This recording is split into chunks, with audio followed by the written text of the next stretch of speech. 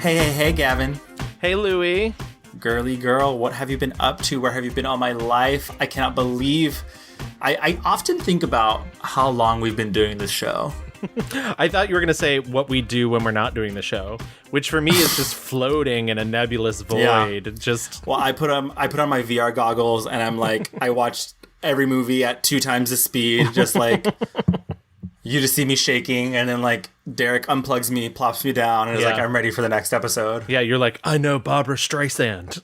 Yeah. That was a very good Keanu. Thank everyone you. out there, listeners, that was Gavin's Keanu. And it was fine. I like that you had to explain it. I've only been practicing all week, Louie, just for this moment. Well, a moment like this. These jokes are clearly pre-written, so... Yeah. You need to send those back to the drawing board, babe, okay? Because this roast, she is going up in flames. Hi, everyone. Welcome to the Mixed Reviews. We're a film podcast where we take a film subject, such as an actor, director, or mini genre, and we give you a complete history. Think about it, a 32-volume set encyclopedia about that subject. And then we talk about what we like, and we talk about the things that we don't really like. Yeah, we get really into it. We get nasty. We get down and dirty. There are highs, there are lows. And either way, we come out feeling better about ourselves. Yeah, mostly it's about each other. Building each other up, building ourselves up. Yes. Yeah. Yes, it's like, hey, you have really bad taste, and that's okay.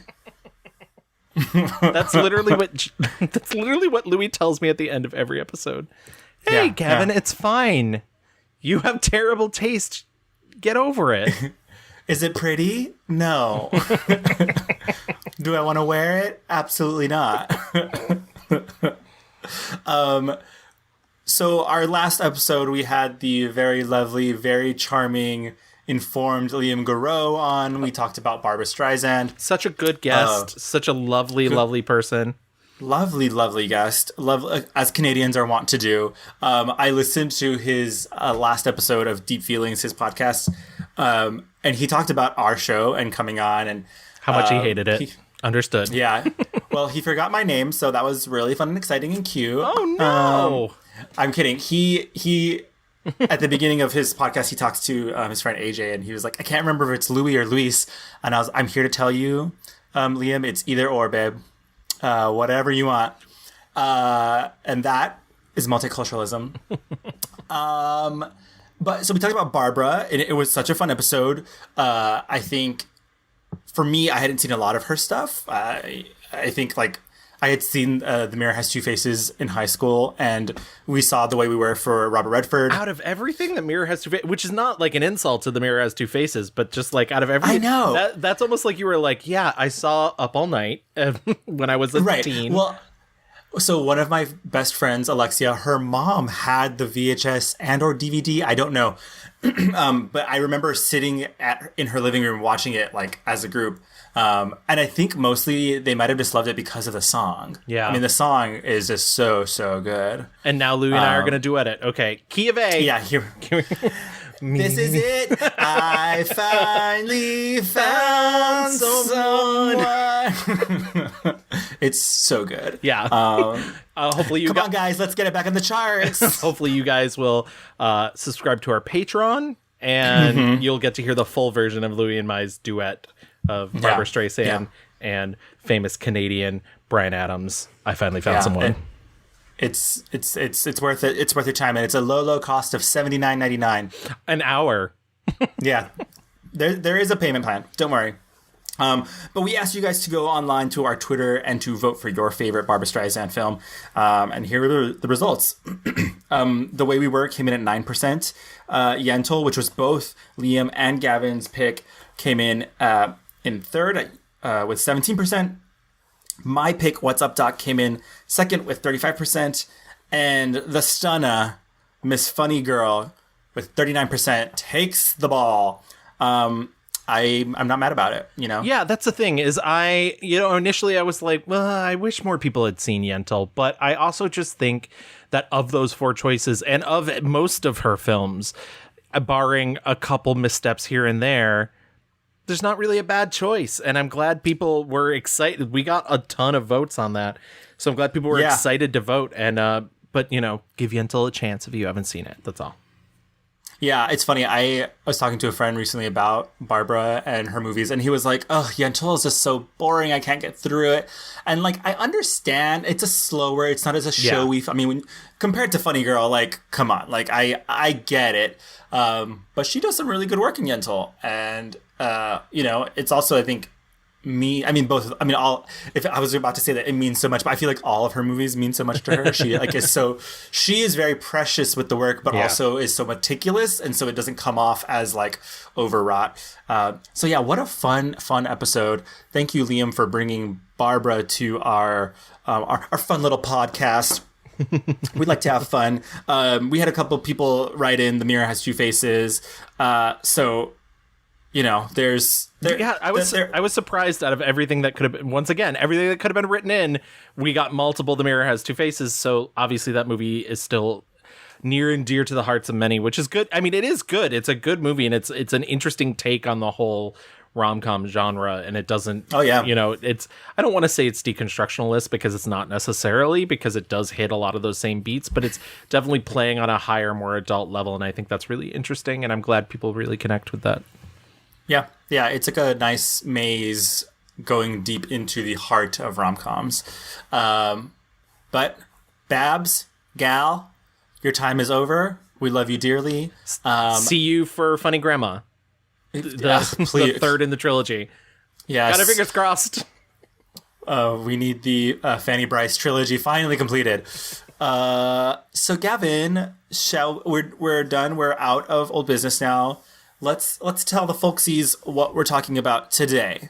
We're talking about the one, the only comedian, actor, bigger and blacker, Chris Rock.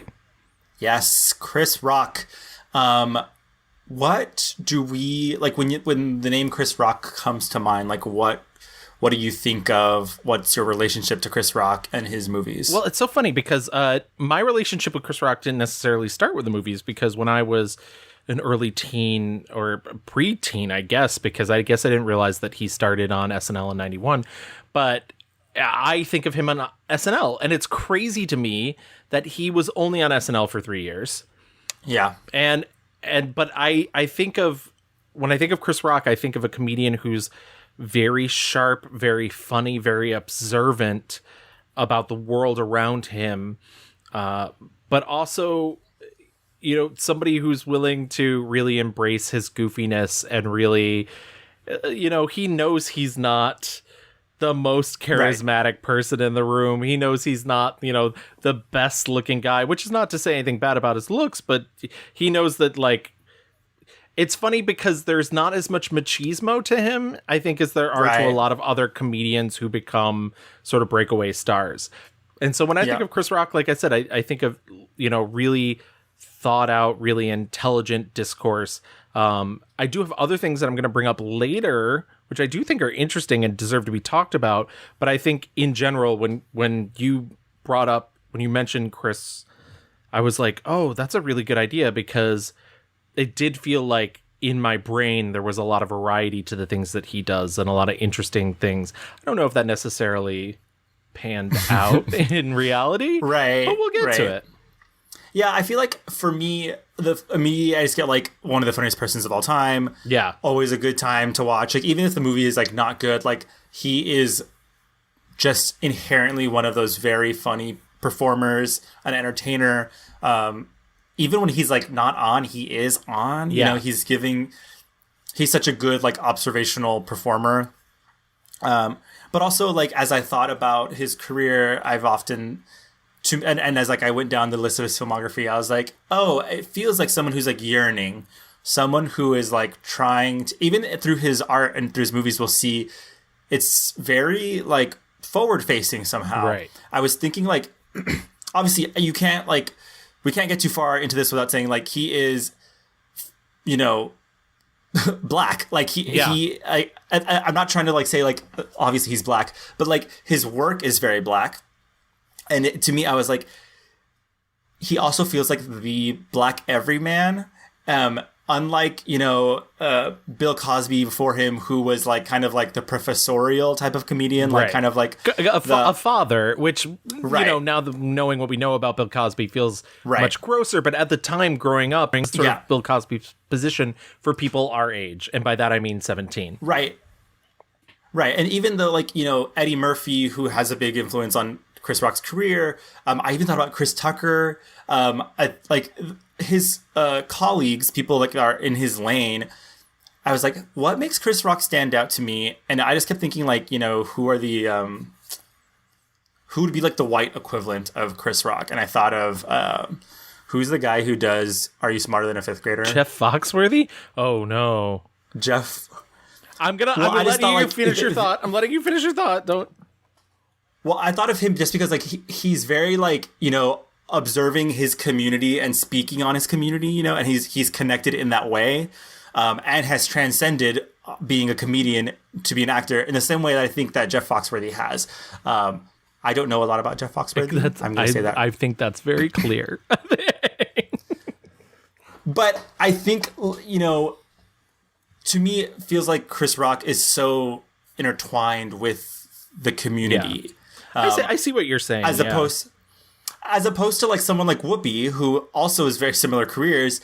But to me, Whoopi doesn't seem like, she's ever super, or in her career choices has been like going to make the statement about being Black in America or, trying. I feel like Chris Rock's work oftentimes like pushes those boundaries. I think building off of that, I think what also helps that too is he has had an incredibly controlling hand in his own career for much longer than most actors do. And we talk about this sometimes, there are actors who very early on realize like, if I'm going to continue to work, I have to make my own work. But it really feels that way right from the jump because Chris Rock, as soon as he was off SNL, he immediately writes a film and stars in it. And like, that's a huge first step. And then after that, he's often producing his work and he's having a hand in writing it. And I think there definitely needs to be a praiseworthy quality to that because, I kept thinking back to Eddie Murphy once again, because Eddie Murphy has such a hand in Chris Rock's career, but also Eddie Murphy, for as choosy as he is, for as much as he never really has as much authorial stamp on his films as Chris Rock does. He can go in and he can improv. He can improv to high heaven and completely change a film, something like 48 Hours. But that's not the same as being the person who put the pen to the paper in the beginning. And I think that's a really interesting facet for Chris Rock because it does mean that he, for better or for worse, is in one of the pilot seats of his career. Yeah. And I think that's really interesting. And I think any actor who's able to pull that off and do that, from such a young age, deserves the credit that they get for that. Totally. With all that being said, why don't we jump into our rewind?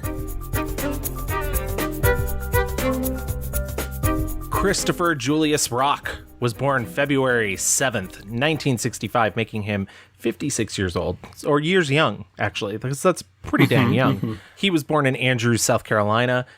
Shortly after his birth, his parents moved to Crown Heights in Brooklyn. A few years after that, they relocated and went to Bed-Stuy. You used to live in Bed-Stuy. Look at you. I currently live in Bed-Stuy. That's right. I forgot you moved from Bed-Stuy to Bed-Stuy. Yes, I was like in Bed-Stuy and I was like, I need to change things up. What about Bed-Stuy? Scenery. I need it. His mother, Rosalie, was a teacher and a social worker for the mentally handicapped. His father, Julius Rock, was a truck driver and a newspaper delivery man. Julius died in 1988 after an ulcer surgery.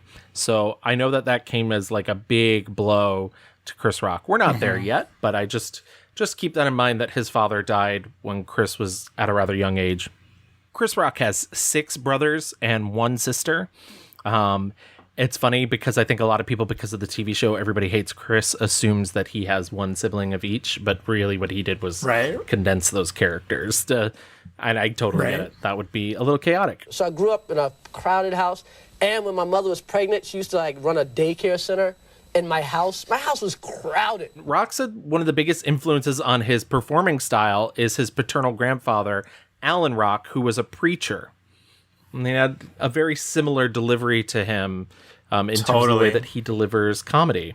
Alan Rock was my grandfather. He was like probably the funniest guy I've ever known in my whole life. He was a Reverend Rock. And funny. Very funny, very, very, very funny. It's weird because a lot of my comedic style is probably from my grandfather, a preacher, watching this guy preach and watching him. I used to watch him write his sermons. He never really wrote the sermon. He would just write the bullet points. And to this day, I don't really write jokes. I just write the bullet points and then I go. And my grandfather's a real complex guy. Like, okay, one side loves the Lord, other side killed a man for stepping in his front yard one time, okay? So, you know, like... What a heritage. Yes. Loved the Lord and flirted with every woman he saw. Like... Rock was a product of the busing system to schools. Yes. We talked a little bit about that in the Angela Bassett episode. He was bused to predominantly white neighborhoods in Brooklyn. And as he has said in many interviews, this was a very poor neighborhood in Brooklyn. His parents thought that they were doing a really good thing by sending him to a white school, but they were sending him to an impoverished white school. It's weird. It's like, it's the defining moment of my life. On one hand, it made me everything I am. On the other hand, it really screwed me up badly. Because I was bused to school into a poor white neighborhood. Yeah. So, I mean, it was real racist. I'm like, race, like, nigga go home with sticks and signs. In Brooklyn. In Brooklyn, New York. This is the thing they don't show you in movies. It's always like, all the racism's down south. Like as soon as you get in Philly, it's like, hey, welcome, nigga, we love you.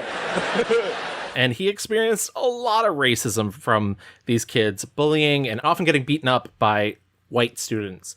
As he got older, this bullying gets worse, and his parents actually pulled him out of James Madison High School. And from there, he ends up dropping out of high school altogether, later earning his GED.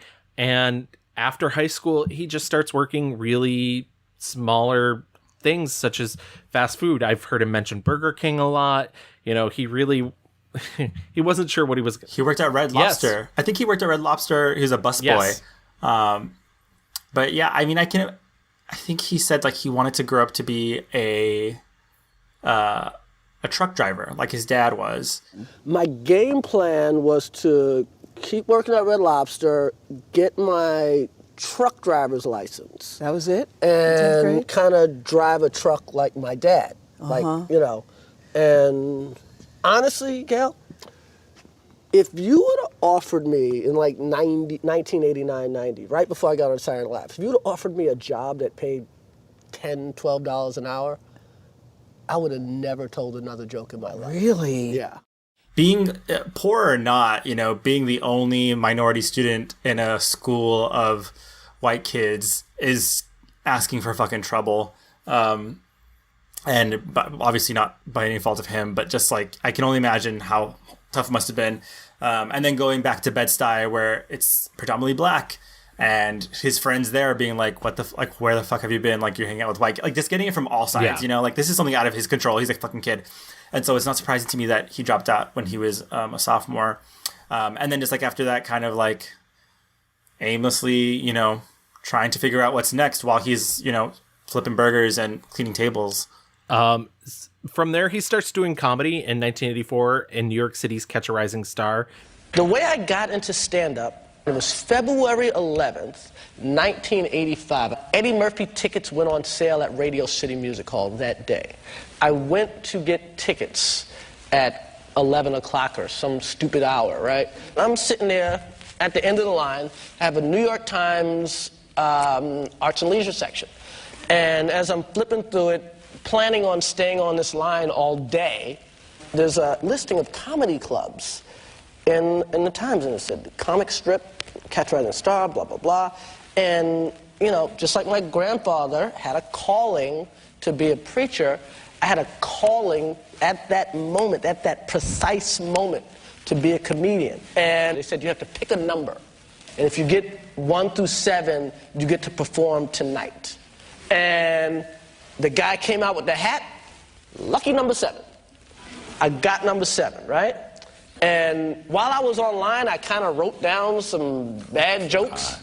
And I went on at 11 o'clock, and I did pretty good. And a guy comes up to me, and I'm leaving. I was like, okay, I tried that comedy thing. Let me get out of here. let me get out of here before, my mother calls the cops or something, right? And as I'm leaving, this guy, Mike Egan, comes up to me and says, "You were great.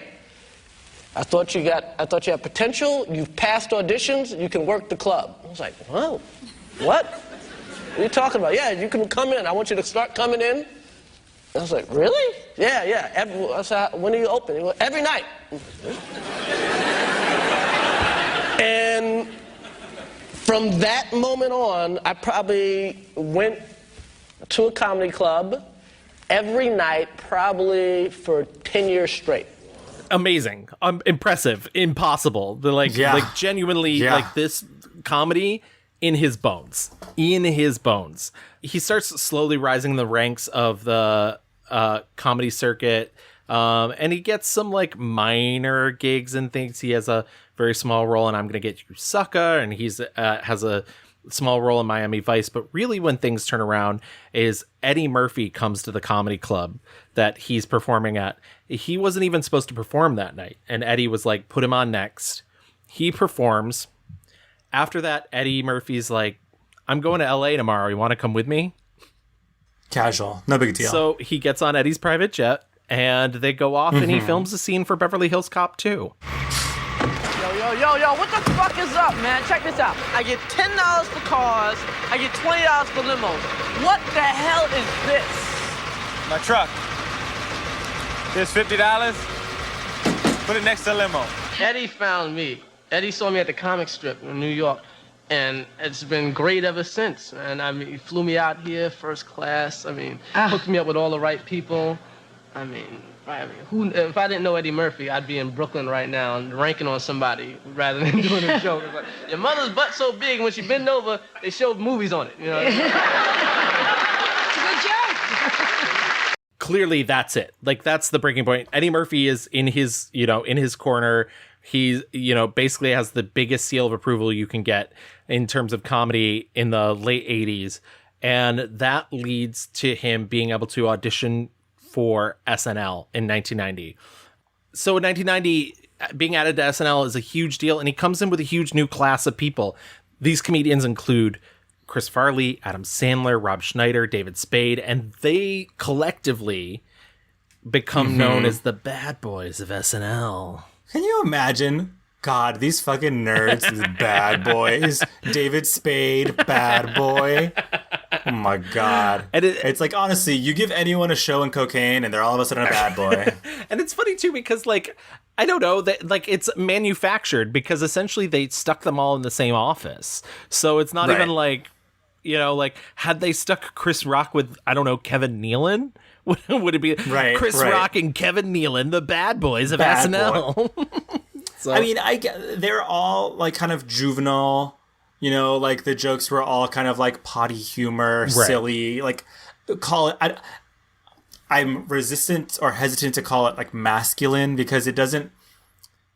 There's something. It's more like base than masculine. It just feels like when I think of like college or locker room humor, this is what I go to. Like exactly. I don't think of like Donald Trump grabbing pussy shit. I think of like. This feels like locker room talk. But I also think there's a silliness to it that is closer as well to juvenile. Like that's one of the things that I think it was even in one of the SNL specials that Adam Sandler said Lorne Michaels just never fully understood what he did. He thought he was just making like baby nonsense noises, but people loved it. So he kept putting him on.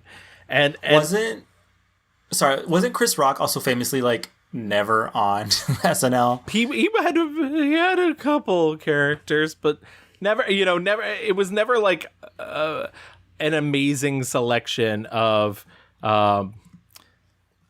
reoccurring bits. I'm trying to think of one of them. I think I read that like he fully admits he was like, I was partying all the time. Right. So I would like not be prepared. I would just kind of, wing it a lot of the times. I was so in over my head. Because like when you think of that time, like Chris Farley, Adam Sandler, David Spade, they were on, like they had lots of stuff. Yeah. Like lots to do. Whereas Chris Rock, I think more often than not, they would like literally put him on the Weekend Update, like just to come on and be funny, There certainly wasn't a dearth of characters that they were writing for him or that he was writing to put out, which, is partially the reason that he's only on it for 3 years. I do want to mention that in 1991, he does the movie New Jack City. Once again, you have to remember, he's really early on in his career. This is basically, just the first little bit of SNL for him. And he gets this role, this serious role in this movie where he plays a crack addict. Did you get a chance to see New Jack City? I did not. Looking at this now, I was like, oh my God. It was hard because there were so many movies where I was like, oh, he's just like such a small little moment. Like, I was shocked because I thought he was just a small little moment in this movie, and he actually has a much larger bit. But it is funny because, this is Mario Van Peebles' first movie, and it's very like machismo and very over the top, but also like it's good. Like it's totally worth checking. It's totally worth checking out. Like it's so funny because some of the dialogue is wretched, but at the same time, I think the talent from Mario Van Peebles, which you don't always get from a first time filmmaker, as well as it's Ice-T in his first big leading role, and Wesley Snipes' character, who is this drug dealer, Nino Brown. It is so over the top and so much fun, and just one of the. And I know we're talking about Chris Rock, but I just have to say, I really feel like as a society we did Wesley Snipes wrong. I feel like we spent years telling ourselves that he's not a good actor. Right. For no reason. We did not have the receipts. The community decided without any reason. Right, absolutely. But yeah, he wins acclaim for that, and he continues doing SNL. But he starts planning to leave SNL in 92 to 93, and before he can leave, because what he really wants to do is, Fox has In Living Color at the time. Right. In Living Color is a majorly black sketch comedy show. He wants to leave to go do that. He really wants to be part of this thing that's happening. They find out that he's thinking about leaving, and they fire him. Whew. So he eventually gets to, starting in the fall, he gets to be on In Living Color. They keep labeling him a special guest star. He does 6 episodes, and then In Living Color is canceled. Rough. Oh my God. Yeah. How much for a beer? $1.50. $1.50? Good Lord, that's a lot of money for a beer. How much for a light beer? $1.50. $1.50? Good Lord, that don't sound too light to me. Why don't you wring out the dirty bar rag in my mouth? Yeah. From there, he really gets it, well, if people aren't going to be making the work for me, I'm going to have to make the work for myself. And so he decides to write a movie called CB4. It's made from very low budget of $6 million. He stars in this movie, and it makes $18 million. It's this incredibly low budget, occasional mockumentary about 90s gangster rap, but it's also very silly, very... it's at times like it's very much a spoof of that sort of thing. And did you happen to see CB4? I did, and it feels like very much a spoof, but also like a love letter to hardcore rap. Like it is the Spinal Tap of hardcore rap. He has something to say. It's not just like, oh, let's take the piss out of it. It's very much like, oh God, like actually actively worrying, like, do white people only see us as this now? I can see him like kind of weighing like what is, kind of meeting white people halfway. Like, I get why you're like concerned, but also like we're actual humans and not just like fucking.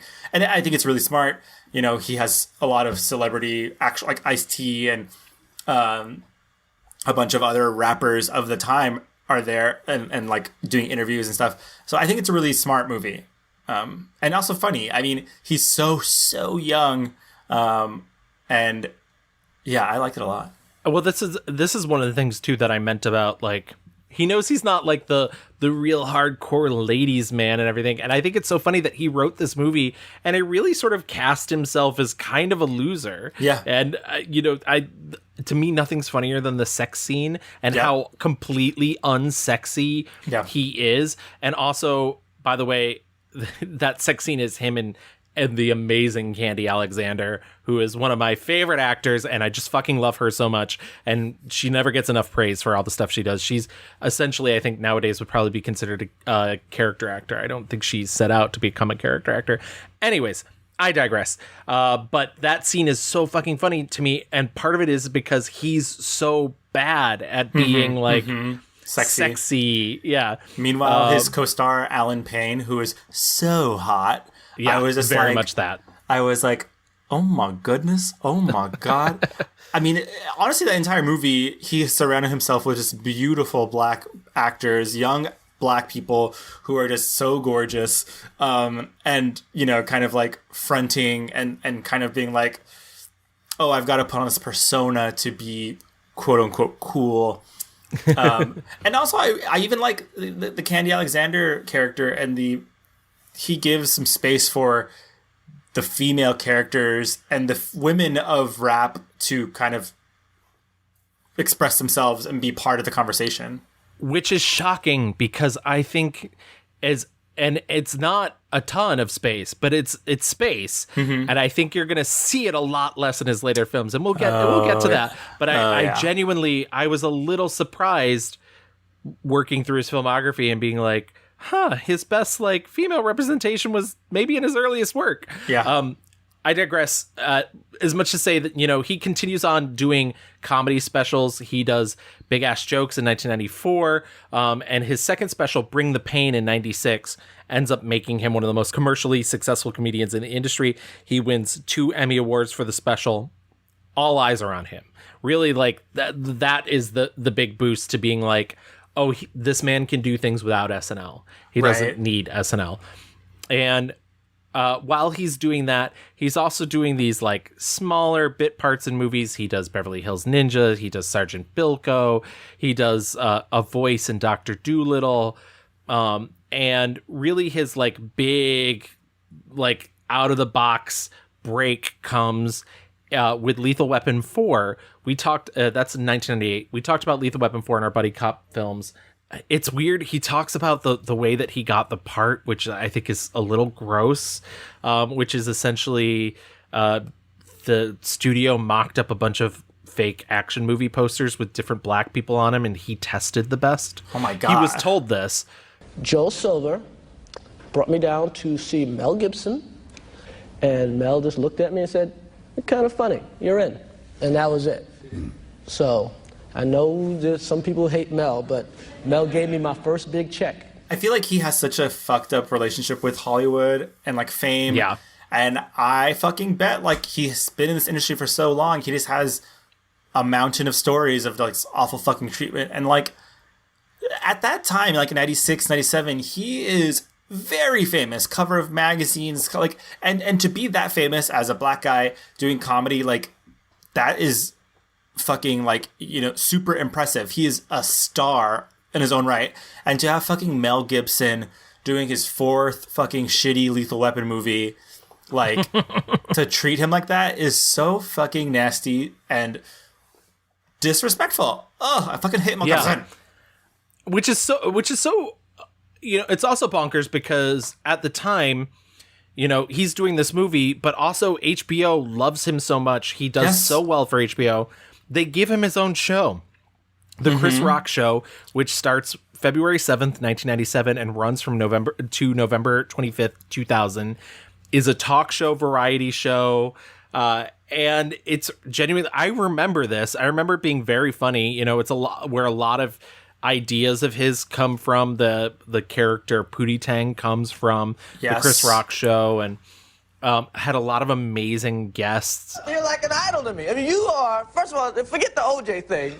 You got Todd Bridges shot at somebody 8 times, you got them all. Michael Jackson had a kid sleeping in his house. You talk to somebody, he's a free man. I mean, but you know, after this trial, people got so mad at you, and they didn't give you the respect you would do. I mean, you know, Marcia Clark got a bigger book deal than you. You're kind of like Joe Frazier after he beat Ali. It's like he won, but no, I guess you did. I was reading this interview that he did with the New York Times, and he talks about, like, in his career where he's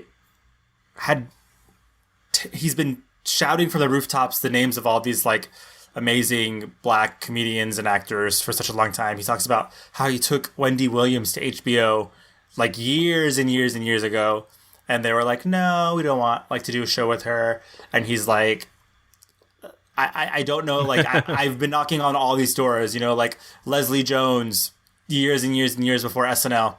And this is from a guy who was there, who was given the access, you know, and still these fucking hurdles, and especially for people with that level of talent. Like, when you think of Wendy Williams, who is so fucking entertaining, Leslie Jones, who, like, literally NBC will fucking give her anything she wants. I think as we keep going through his career, especially, I mean, during this time especially, it feels like, you know, when you read about his history and his, like, you know, he's been yearning for more than comedy. I can imagine looking at the stuff that he's been doing here, especially, like, the smaller parts that he's taking. It's like no one would give him a break, much less these other people that he was saying were amazing, you know? And really, it's the depth and saturation of the things he's doing, because he's everywhere. In 97, he said his dream when he was a kid would be to be able to be given the opportunity to host the MTV Music Video Awards. Amazing. It was because he saw Eddie Murphy do it. And it's so funny because he eventually goes on to host the Oscars twice. Yeah. And he still says that hosting the Music Video Awards was, like, the goal, was what he wanted. And so he gets his first shot in 97, and he does it, and he does great. They invite him back a couple more times. So, but we're not necessarily here to talk about that. We should really be talking about his films. He has all of his hands in many, many pies. Kevin Smith casts him in Dogma. Yep.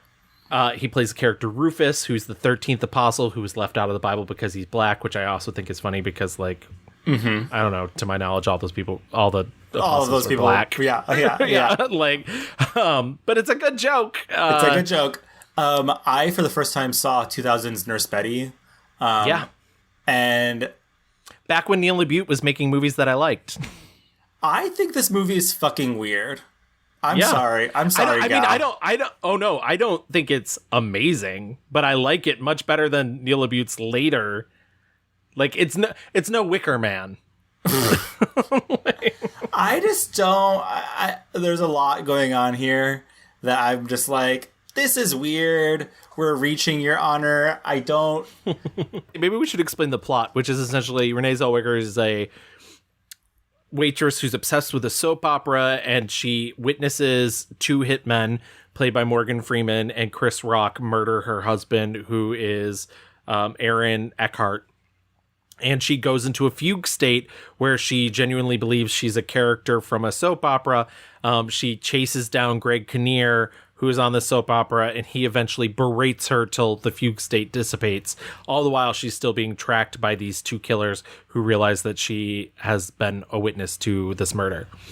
So it's a very simple, easy to understand, linear story that is just full of laughs. That's the thing, is it definitely thinks it's funnier than it is. I was like, that movie used to be played on Comedy Central so much when I was a kid, and rewatching it for this, I was like, this? Comedy Central, this? No. This is supposed to be my last job. I mean, I even put down a deposit on my boat. How the hell can you eat at a time like this? I get nauseous just watching you. Well, I can eat because I know we didn't kidnap no woman. I can eat because I know ain't nobody looking for us. And I can eat because I'm fucking hungry. Relax. She'll end up on a milk carton or something. That's about it. I just think like there's also like different movies here. I think Chris Rock is playing like, you know, like he's in fucking Training Day or something, and Renee Zellweger is doing the like kind of campiness of it all.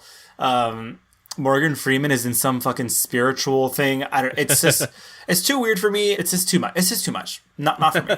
I think he mostly did that film because he wanted to work with Neil LaBute. Neil LaBute was a celebrated stage playwright at the time, and you know, really, I think that drew him in because, and we haven't really talked about this, Chris Rock is surprisingly somebody who has wanted to be a serious actor for a very long time. He's wanted to do much more than comedy, but he says no one will cast him. You know, nobody is giving him the opportunity. This is much further in his career, but in 2011, he goes to Broadway and does Stephen Aldi Gurgis's play, The Motherfucker with the Hat, with Bobby Cannavale and Annabelle Sciorra. And Chris Rock was nominated for a Drama League Award in this. And Vibe magazine was like, why did you want to do this play? And he said he wanted more people to see him really act. And when you do comedy, it can be formulaic and it's hard to get good directors to see you act. And I think that's what, you know, I think Nurse Betty is an early indicator that he is longing for something more than the silliness, but he also knows the silliness pays his bills, which brings us to his next film, 2001's Down to Earth, which is a remake of Heaven Can Wait. Chris Rock wrote it and executive produced this movie, and he said what drew him to it was he had heard that Warren Beatty wrote Heaven Can Wait for Muhammad Ali, that the sport in the original was not football, it was boxing, and he thought that that would be a much more interesting idea to have a black man in a white man's body. And so Chris Rock took that idea and ran with it. I saw Down to Earth. Oh, yeah. I did not like it. I remember seeing this in theaters, like in middle school or something. Oh, really? Yeah. Yeah, it's not terrible. It's not the worst thing I've ever seen. But, and this is going to start happening more and more as the further we get in. A lot of these movies, I don't, like, they're not for me, and I get that, but I also don't know who they're for. Like, the jokes in Down to Earth were mostly lame. Like, not... You know, and I don't want to fully blame him. He didn't direct this one, and he is going to start directing his stuff. It was Chris Weitz and Paul Weitz who did like the American Pie films and whatnot, but then like moved on to much more schmaltzy material. And I feel like this is sort of the in between of that, where it's like, I think he not like the quite about a boys of their career, but right. I feel like he's always, especially in Down to Earth and of this era, is like he's trying to connect with his black audience, like that's his bread and butter, and so he's going to tell jokes about being black, but he also wants to make the white people, if not laugh, but make them uncomfortable, like, you know, kind of like say what other people won't say, be honest, like, you know, doing the hot takes, but as to what he has said, it gets formulaic, like, you know, it's kind of like, it's sometimes I feel like some of these movies, he builds them around like a bit that he wants to do. Like, you know, he's like, oh, I have a really great bit. And let's figure out where can I slot those into my movies. And so, you know, unfortunately, like a good bit a movie does not make.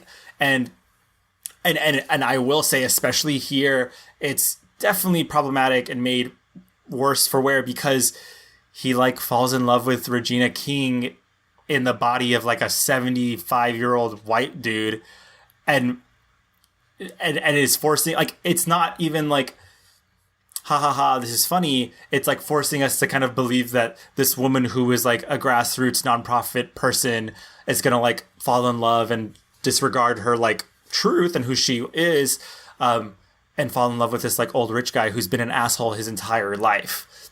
And on top of that, the personality that Chris Rock presents in the movie isn't like a fun, pleasant, like isn't like a like lovable, like he's the type of guy who like just starts singing DMX in the middle of it, you know. He's like it's a very strange, because it wasn't like Chris Rock came into this body and replaced this guy with a better personality. No. He just gave him a different one. Let's put a pin in Chris Rock using people singing black music in front of crowds as a joke. Because, Okay. oh my God, that comes up again and again and again. Are you okay? Yeah, I'm okay. Hey, Have you lost your mind? I forgot who I was. You forgot who you were. I just like the song, DMX. Rough Riders, get Well, at what me, if I dog. was singing Whitey's Wanna Die? Whitey's Can't Try. Might get a record deal. 2001 also brings 3 other roles for Chris Rock. He produces Pootie Tang, unfortunately directed by Louis C.K. I could not believe, Gavin. Yeah. I Good friend of his. Unreal. When I saw like the beginning credits, I saw like everything happening. I was like, okay, I'm finally watching Pootie Tang, which I've known to be like this kind of big joke. Like even I think to Chris Rock now, he's like, I guess people didn't like Pootie Tang. But then to see that it was directed by Louis C.K., my God, Yeah. like the bro's gonna bro, I guess. Pootie Tang was really hilarious when I was in college. I rewatched it for this. I still think there's some good jokes in it. I gotta admit, I can't deny there's certainly things that made me laugh. But poor Jennifer Coolidge is in this. She's in Down to Earth, and like I love her to death. But that poor girl, though, she gets some of the funniest fucking scenes in Pootie Tang, if you ask me, honestly. Also in 2001, he does the voice of the character Osmosis Jones, which is a mixed media, live action, hand drawn animated film. I forgot it was mixed. I thought it was only cartoon, and then Nope. I was like, there is so much Bill Murray in this movie. Yeah, you know what's fun? Totally Cool Guys, the Farrelly brothers. When they signed the contract for that movie, it was written into their contract that they would be listed as the only directors of the film, even though they did not oversee the animation process at all. That is such fucking bullshit. The movie, So they basically made like a gross short film with Bill Murray and yeah, Bill Murray animated picking stuff his was put in. nose and like farting or whatever. Yeah, sneezing on That's- people and. Yeah. I like the idea of Osmosis Jones better than the actual execution of Osmosis Jones. I also think what's really funny and kind of sad was, Warner Brothers feature animation really put all of their money in on Osmosis Jones. They had a choice between 2 projects.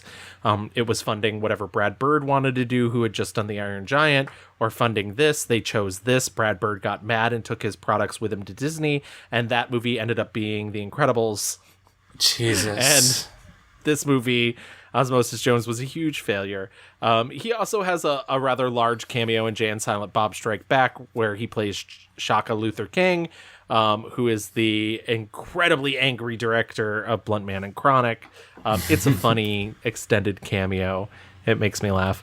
In 2002, he does Bad Company for Joel Schumacher. It's an action buddy cop comedy with Chris Rock and Anthony Hopkins. Yeah. As I was watching it, I was like, wow, he really made Pirates of the Caribbean, but like make it a heist or make it like a spy thriller. Chris Rock has to play twins in that movie. He has said repeatedly he was not a good enough actor to play this character. He said that he was basically like talked into it constantly. I remember I turned on that movie like 4 times or something, and Jerry kept talking to me, man. And he talked to me like a guy trying to convince his wife of a menage. You know what I mean? Like, he was so smooth. A level of smooth you would not believe. And I was like, hey, the script needs work. And then he's like, oh yeah, Top Gun needed work. And he'd have Tom Cruise. Hey, Tom, tell him how Top Gun needed work. I play my own twin. Like, I'm not that good an actor. Play a fucking twin. I'm sorry, did I just curse? Kerry Washington, who we'll see again as a love interest, is in this movie. They with seem the to cross worst paths a lot. hair. She's with the worst hair that she's ever had in any movie. I don't know what's up with that. It got me to thinking about like Kerry Washington and like how she had to play some pretty bad roles to like break through to where she is now. If you want to compare, he had to play some pretty bad roles after he'd already broken through. So that's very true. Very true. In 2003, he directs, produces, and writes Head of State, which is a comedy about a black man becoming president. What a foreign idea. Ahead of its time, it's funny, iconic. I was kind of arrogant when I directed Head of State. I'd done Bad Company, and it turned out to not work, and I was just pissed off at the world, and I was like, you know what? You guys aren't going to mess me up. I'm going to direct this and do everything myself. If I was in a better place, it would have been a better movie. I was in a real kind of arrogant place at the time. I liked Head of State, actually. Like, it's like not amazing, but like as I was going through it, as the movie was like moving through me, I was realizing he is doing absolute kooky booky bonkers nonsense from the jump. From the jump, when it's like the first joke of the movie is like the cast list. And it's like Hillary Clinton, Rudy Giuliani. And I was like, what is going on? And then like it finally finishes. He's like, are not in this movie. And he has this like weird Greek chorus of like a rapper telling us the tale of Maze Gillum. And I there's so much personality here. Like he said, I'm going to make this movie the way I want to. I'm not going to make like a quote unquote Hollywood movie. Like I just never seen anything quite like this, you know? And it also like for someone as being as radical, the idea as radical as it is, you know, this black president in 2003, the actual politics of it are so human. Like there's nothing radical here. Yeah. Like he's literally just like, don't you want high earning jobs? Don't you want like daycare for your kids, better schools? And everyone's like, oh my God, yes, maybe we should have a black president. Crazy. I think from the beginning they try and like say like this is Gonzo theater, actually. Like, you know. I just wish it was more consistent in a way than 2005. He gets his role in Madagascar, where he plays Marty. We talked about Madagascar in the DreamWorks animation episode. I have now seen all the Madagascar movies because of the DreamWorks animation episode. He's really fucking funny in these movies. Yeah. Such a talented voiceover artist, and I think it's partially because he's able to infuse so much character into the way that he presents his voice. Yeah. Even more so than maybe sometimes his face. Yeah. I do feel sometimes I'm watching him in a movie and I'm like, is that what sad looks like to you? Like, but you can hear it. Yeah, he totally like, he either has like kind of, it's almost like the elastic of his face only goes one way, you know? He can do big or like completely this like blank kind of like fucking chopping board. There's no like kind of depth that goes in the opposite direction. So yeah, he's perfect for Madagascar. And it's a huge success. Millions of spin-offs, sequels, et cetera, et cetera. I hate it when actors say how hard it was, how much work went into my character. When you do animated stuff, no, here's what happens. You go in a booth, and somebody go, okay, what do I say? They go, time to go to the store. And then I go, time to go to the stove. You want to say it again? Okay. Time to go to the stove. What else do you want me to say? Say it's cold outside. It's cold outside. And then they give me $1 million. I do wonder sometimes, too, if the fault of his inability to express fully, a full range of emotions comes from, in 2020, he was diagnosed with a nonverbal learning disorder, which is something that should be diagnosed very young. It's often confused with Asperger's. It is not Asperger's, but it is adjacent to it. And essentially, he now does 7 hours of therapy a week in order to work through it, because essentially what it does is he can understand words and he has like a really hard time picking up on non-verbal cues. So, he says like, it's great for writing jokes, but it's not great for a one-on-one relationship. He also says like, I'd always chalked it up to being famous. Anytime someone would respond to me in a negative way, I'd think whatever they're responding to, something that has to do with who they think I am. And now I realize it was me. A lot of it was me. And so when I just found out about this today, I was like, really, the last day of research? But yeah, I do think that's really interesting. And I think it's also really difficult to be diagnosed with a learning disability as an adult, as opposed to when you're a kid. They do say it also leads to usually children with NLD or NVLD do really well in school while they're young, and then towards high school usually end up doing really bad. And I do think there's also partial correlation to why he dropped out when he did. But anyways, I digress. Madagascar, huge hit. 2005, he also does Longest Yard with Adam Sandler. He plays a character named Caretaker. He's basically a sidekick, and he's 2/3 of the movie. It's the manliest man movie that ever manned before. Yeah, exactly. I remember thinking, is there a woman in this movie? And it's only Cloris Leachman and Courtney Cox at the beginning. Courtney Cox for like 5 minutes. 5 minutes, yeah. And then the rest is just like, I don't want to say vaguely homophobic, pretty homophobic, but like not like, maybe homophobic's not even right. Like, I don't know. Like, no, it's like, no, homophobic's it's right. homophobic, but also like they're trying to be respectful about it, if that makes sense. No, they're not. And now's the time we're going to get into it. Okay. Well, like, he's like, we're being homophobic, but we're being nice to them. It's like, yeah, I guess you know what? I guess you're right on that one. But listen, most people are not going to watch like 20 Chris Rock films over the course of 2 weeks. Right. And so most people are not going to have the perspective that we have in doing this. And I do think sometimes we maybe set ourselves up for this sort of situation. But all of these films, almost every one of these films, has an extended homophobic joke. Mm-hmm. And I don't want to accuse Chris Rock of being homophobic, but I think this is slightly different because we do other people. Like, we could have talked when we did our Barbra Streisand episode about how often her early films, bust out, some homophobic slurs, but the difference is her earlier films, she wasn't writing. Mm-hmm. She wasn't producing. She wasn't directing. Chris Rock is doing these things. And admittedly, like Longest Yard, maybe take Longest Yard off the table. Fine. He didn't write, direct, or produce it.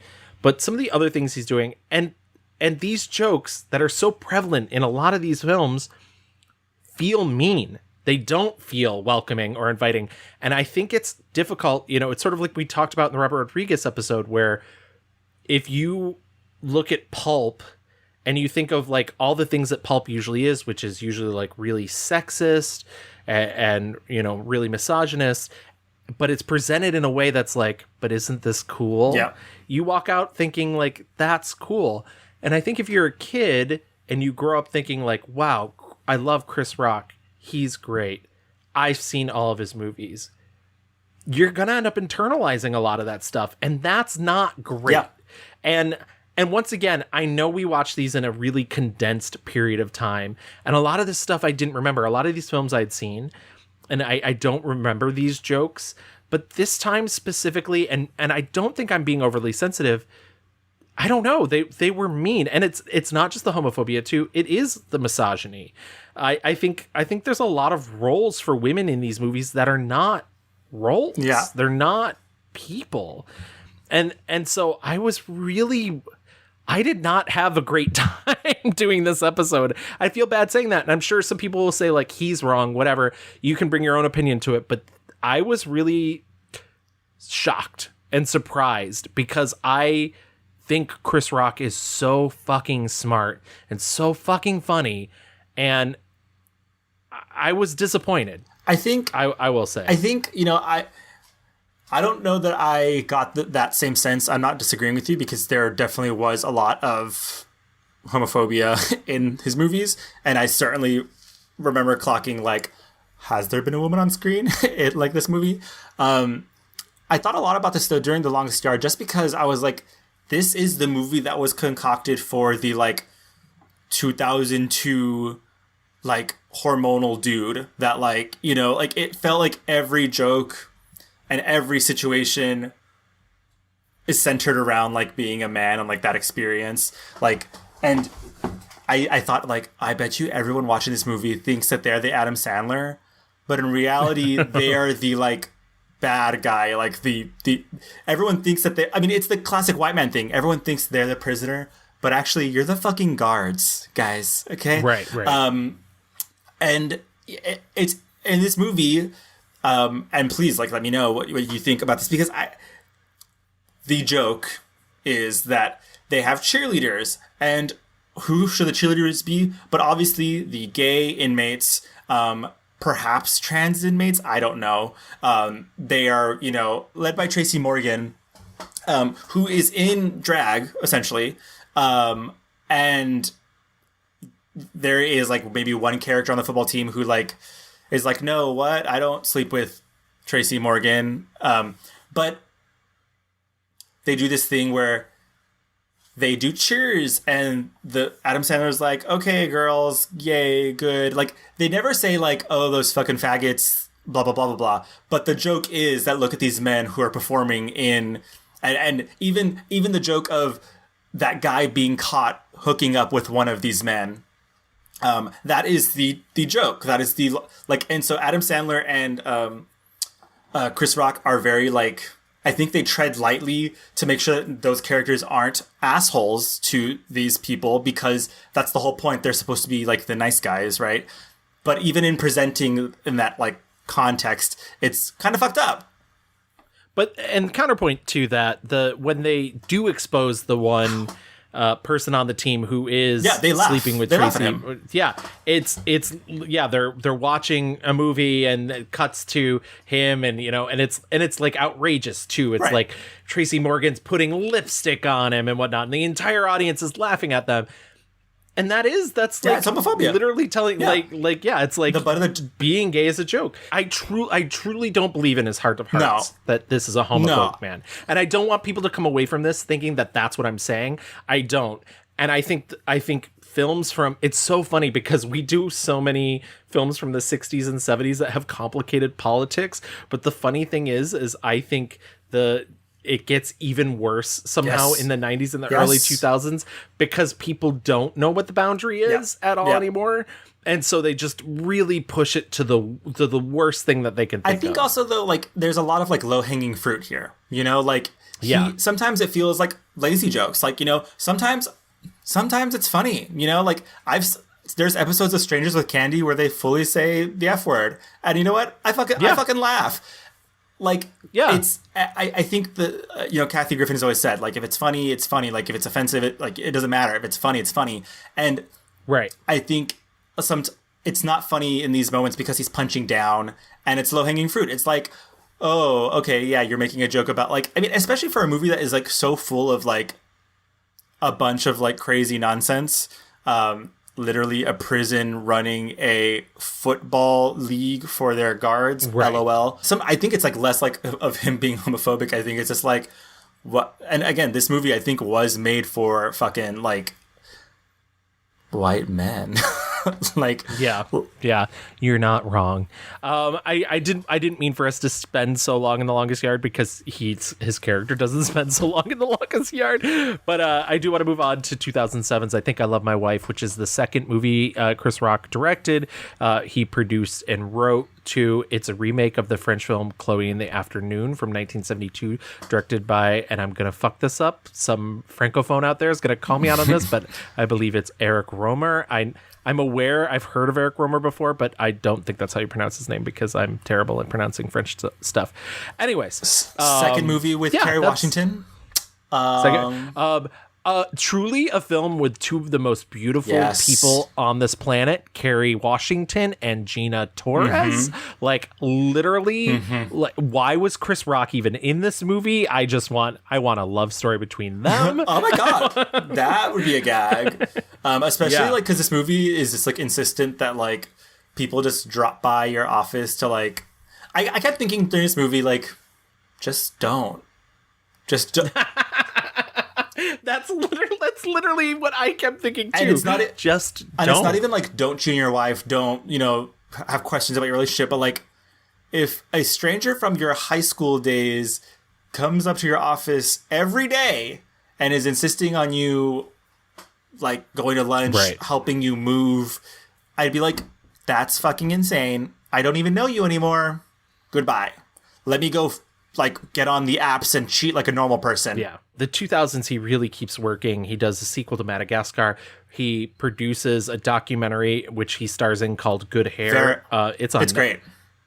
It's so fucking good. It's on Netflix. I highly recommend watching it. Also, like, very... it's so funny, too, because early 2000s documentary... Well, I guess it's 2009, but, you know, part of the noughties documentaries could either... The popular ones could either sort of go one of two ways, which was, like, you either make a Michael Moore-style documentary or you make a Morgan Spurlock-style documentary. And luckily, this, like, leans more towards the Michael Moore and is so charming and enchanting. And Chris Rock, like, knows exactly where to put himself in the movie and when to, like, step away and not make it about him. Yeah, and also, like, just calling upon all these, like, beautiful black women, actresses, rappers. Like, Nia Long is in this documentary, and I'm like, where has she been? I love her so much. She is so good and deserves more. Justice for Nia Long. Not gonna spoil it here. Craziest fucking salt and pepper story ever. He talks to Maya Angelou. Hello? Yeah. About weaves and her hair. About weaves. It's so good.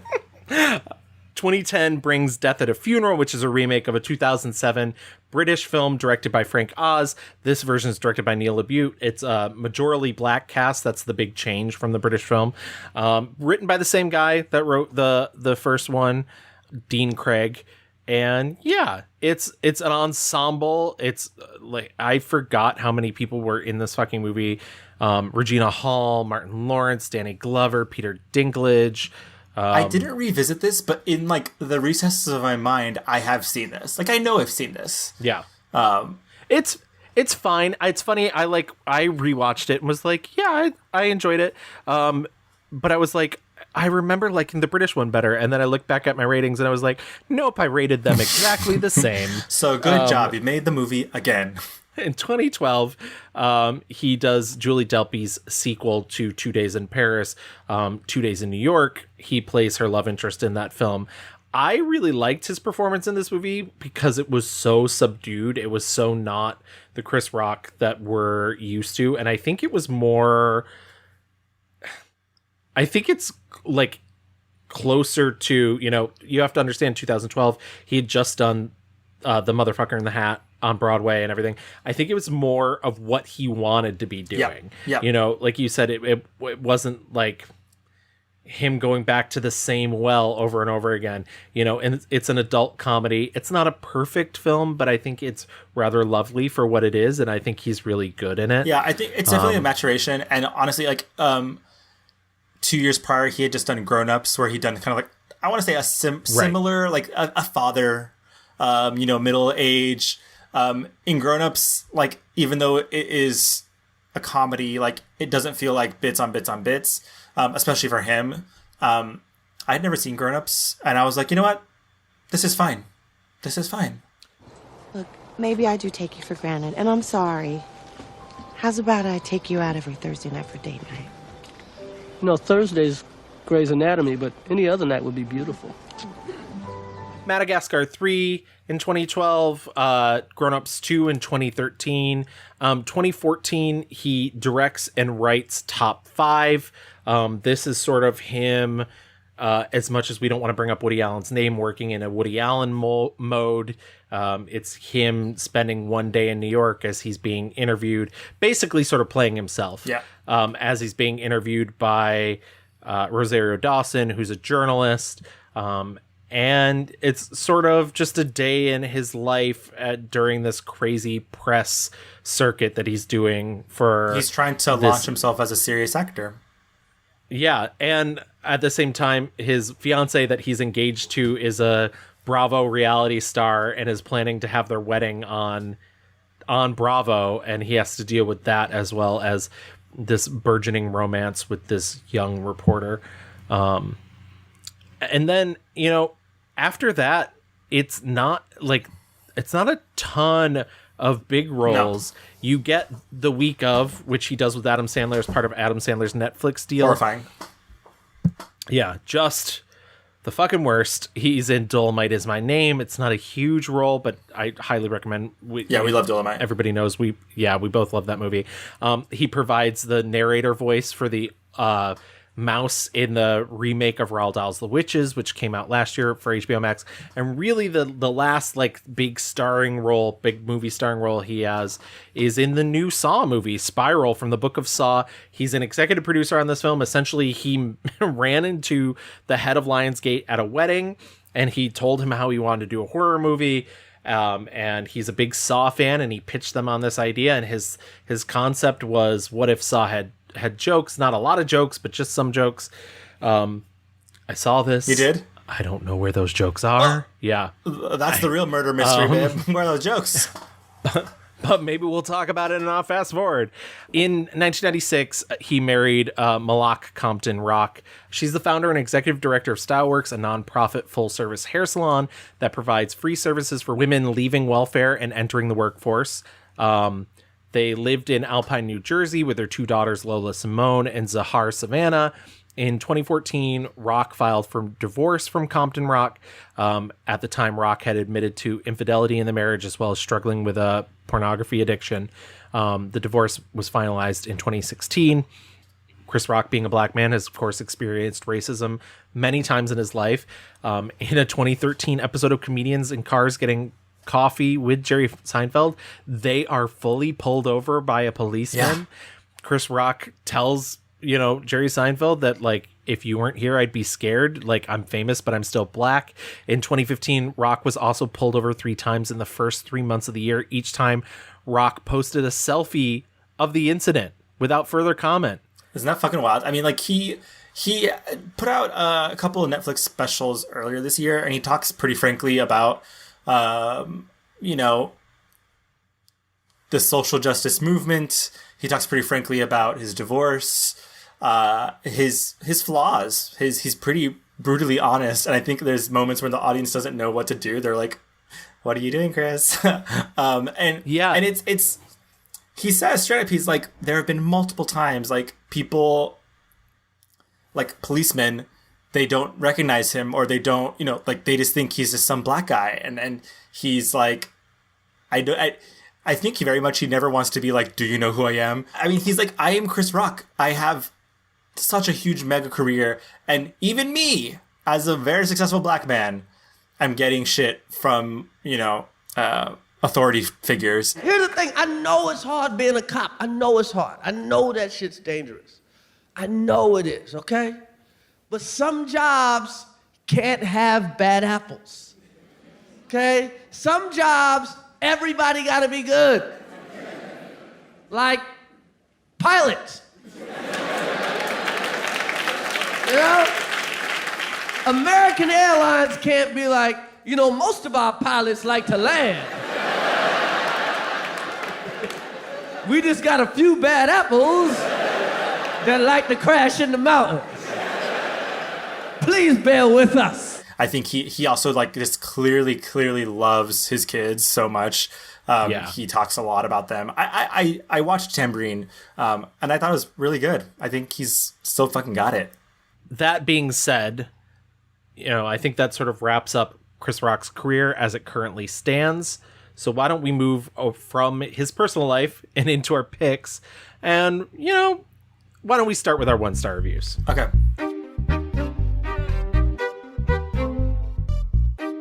I'll go first, just because I have kind of a hot take. And maybe this is unfair, but I don't care. It's my show. I get to do whatever I want, Daddy. We talked a lot about, watching movies, not feeling great about many of them. And maybe this is me, dogpiling and being an asshole, but I have, a real problem with top 5. I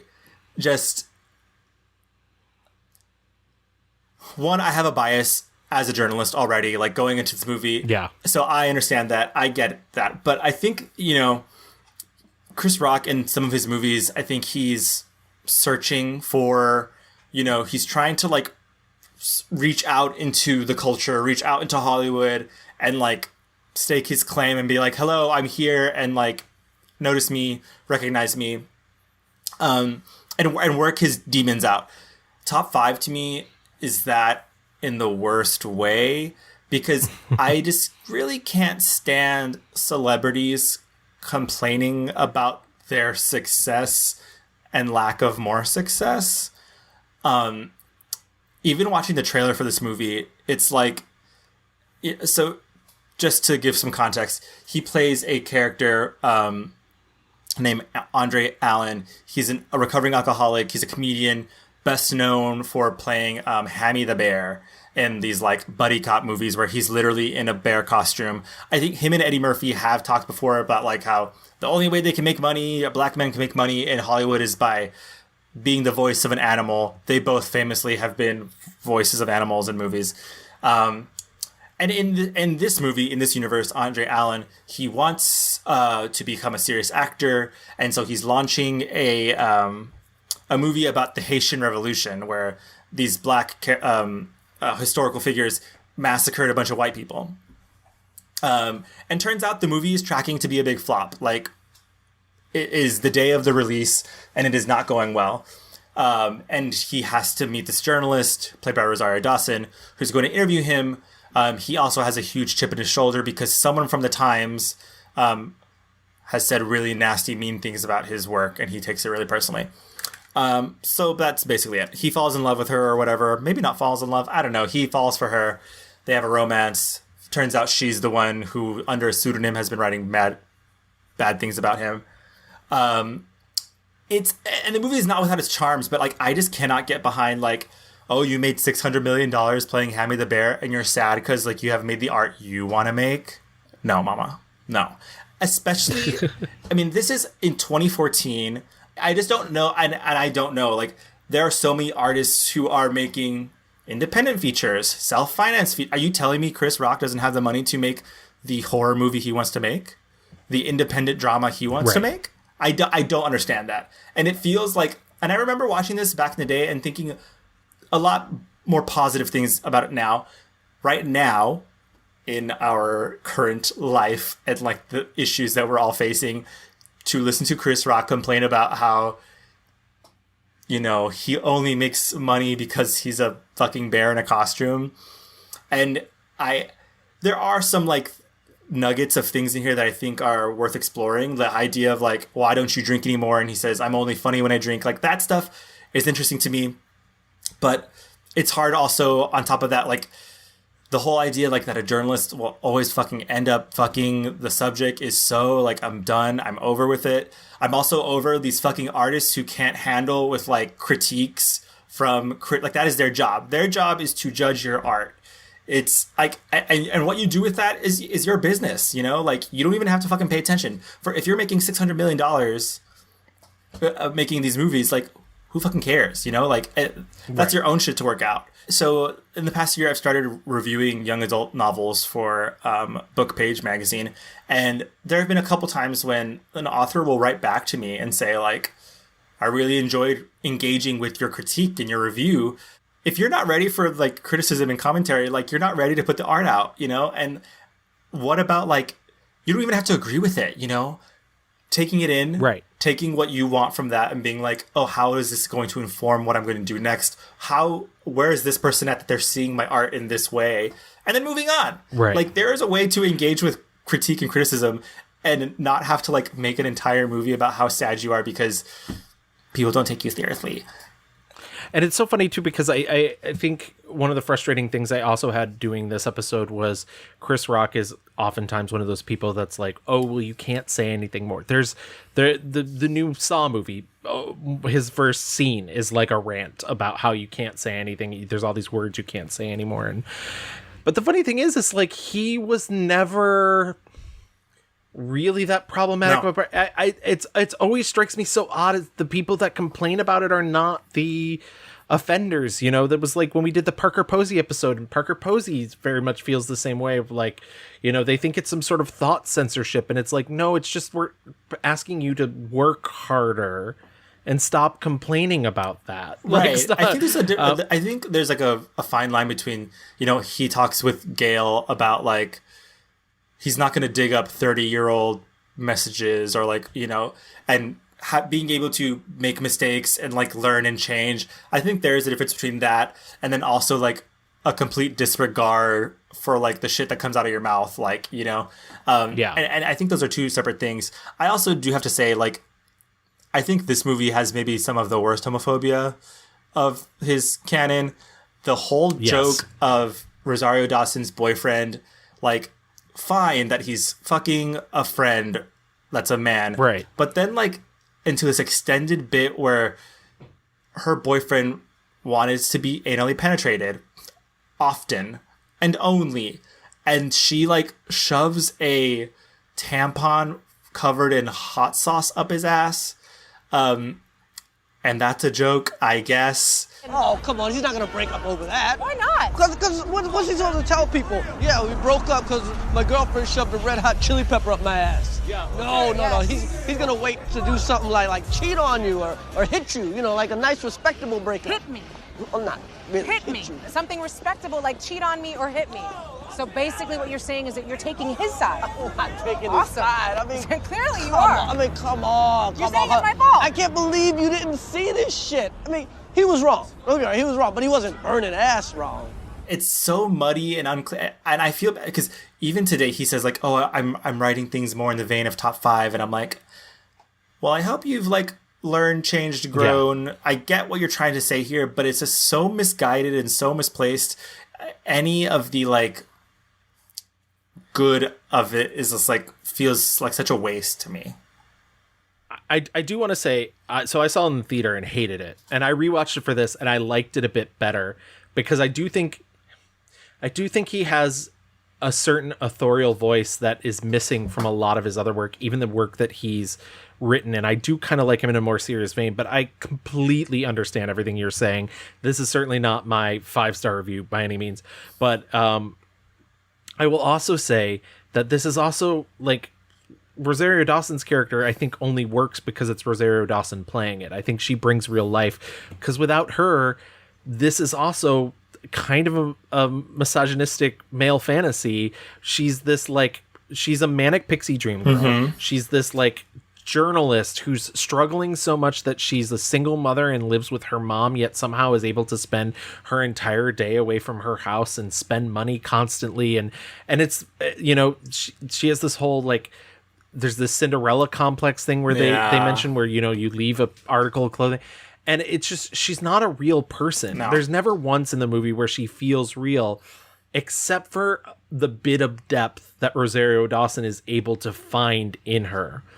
And so I also found that, you know, I obviously also picked up on the homophobia, but also was just like, man, you know, please get a woman to write your women, or like find a woman co-writer. Right. I think like it's kind of bizarre in the sense that like Gabrielle Union, his fiance, almost feels like the more real character than Rosario Dawson. Yeah. Because at least with Gabrielle Union, he gives her a moment to be like, I know this is fake, but this is my reality that I'm creating. And that's like the one part of the movie that I do enjoy, because it's kind of her calling him out for his shit. Like, fuck you for like wanting to be a quote, like artist. Like, I don't have talent. This is what I'm doing to survive. And you're being an asshole. Yeah. And I wish they would have dived deeper into that, because it just kind of really feels like this folly of Chris Rock being like, me, no. It's like, ugh, enough.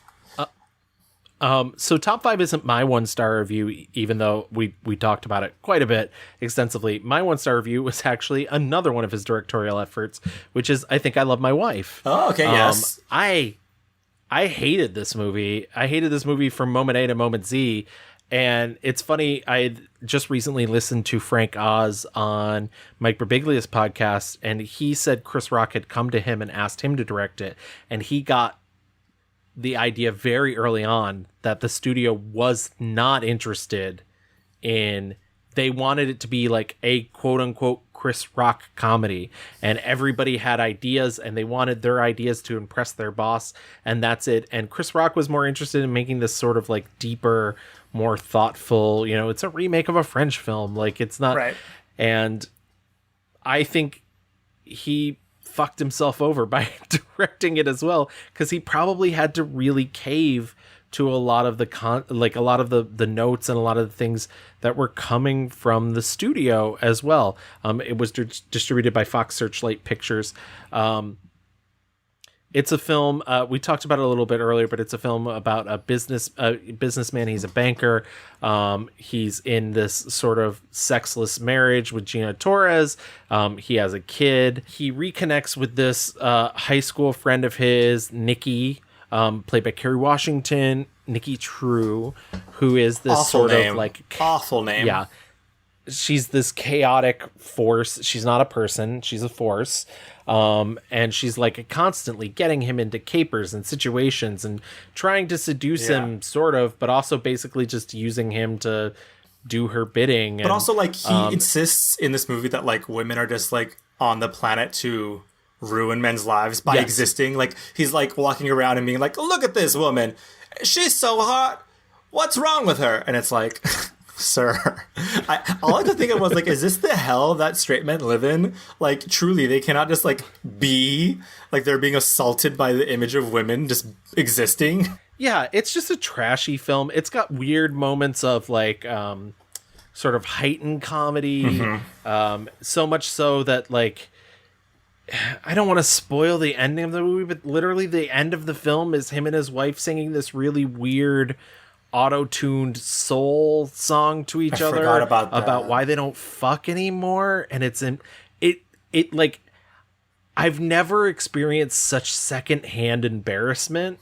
I was like watching it and being like, oh, Gina Torres, oh, Chris Rock, they really got you to do this, didn't they? Look, I know none of this is easy, but I miss us. I miss what we had. I miss it to the core, and I just need to know, how come we don't fuck anymore? You the one on strike. It's been a mighty long time. You out of your fucking mind. Careful, nigga. Baby, I still want you. And I've wanted you for so long. But every time I touch you, you act like I did something wrong. No, you don't. Yes, you do. Also, like I said, I'm pulling the pin out. Him in the elevator, like singing like some rap song, and the white people are like, "Oh, yeah, I made up rap." Well, this movie was also co-written by Louis C.K. Jesus. I'm going to assume the rap song, which contained multiple N-words in it, was written single-handedly by Louis C.K. because it's one of his favorite I just words. don't understand like the fascination by some people of like, look at this inherent comedy of like, or the inherent comedy of people of a different race being like made uncomfortable by someone else of a different race. Like, it, to me, it's so like cheap and hacky, and it's like, am I supposed to laugh that like this black messenger is singing a rap song in front of white people and they're guffawing? Like, it's just not, it's not funny, babe. But wait, they revisit the joke later, and it's a white guy singing the song. And I was like, oh, is this your deep commentary that like black people inform culture? I don't like what. Yeah. Yeah, that is a really bad movie. I like that we both picked movies that he had a hand in actually directing. I don't think he's a bad director. I genuinely don't. But you know. Yeah, I think it's the Adam Sandler effect, though, honestly. It just sort of is what it is. Is there anything else that you saw that you didn't particularly like? I really didn't like Nurse Betty. I mentioned that already. Pootie Tang is not for me in any sense of the word. Blessings to those who it is for. It's a very specific cult that movie is for. For a long time before I saw Top 5, I thought The Week Of was going to be my 1-star review. But that is a twofer situation where the powers of Adam Sandler and Chris Rock come together to make the most fucking exhausting movie I've ever seen. And it's 2 hours. Why is that movie 2 hours? Like, and just like the just out to upset everybody. Like handicap. Do you like handicap jokes? Do you like sexist jokes? Yeah. Do you like? It's just like, okay, racist jokes. Here we go. We got them all. It's like just checking every box. The other one I would add to all of that is Bad Company, which is just the lamest action movie I've ever seen. It is very lame, but I by the end of it, I was like, this is satire now. This is officially satire. It's almost like, I was like, oh, 2002? Yeah, this is about right. Like, it sounds like a Gillette commercial. It's very 9/11 influenced, very super that. But I think we've been negative enough. I know some people have definitely come here to hear more positive things. So why don't we move into our 5-star reviews and talk a little bit about what we do like that Chris Rock has done.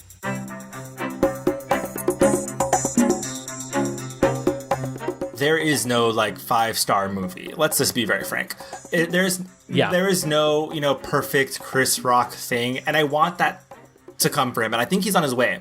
But what I enjoyed the most, and what I think showcases him to his highest talent, writing, performing, being that voice for the community, you got to go back to 1993 CP4.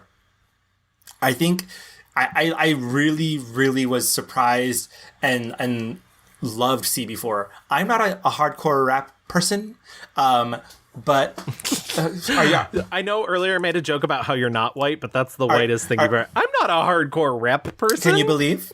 But I think this movie is funny. Like I said earlier, it's loving. Like, it's sending up the genre, but it's in a loving way.